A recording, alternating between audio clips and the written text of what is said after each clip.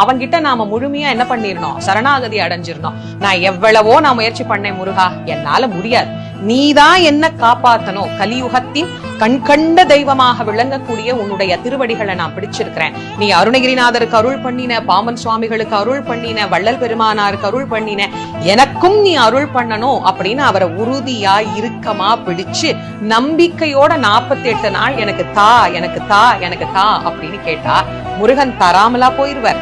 அப்ப அந்த நம்பிக்கை, அந்த உறுதி வழிபாடு என்பது இந்த 48 நாட்கள் ஒரு மண்டலம் நமக்குள்ளே பிறக்கிற போது நாம் நினைத்த காரியம் நிறைவேற்றுவதற்கு உண்டான சூழல் அங்கே தானாக உருவாகிவிடும். ஆக இது அதி அற்புதமான பலன்களை நமக்கு பெற்று தருவதற்கு நாமே தான் முயற்சி செய்யணும். நமக்கு வேணும்னா நாம தான் செஞ்சுக்கணுமே தவிர நான் போய் நான் கும்பிட்டேன் எனக்கு கிடைக்கல, நான் போன வருஷம் வரதா இருந்தேன், நான் இந்த வருஷம் வரதா இருந்தேன் அப்படின்னா வருஷத்துக்கு ஒரு முறை தானே கேட்கிறோம்.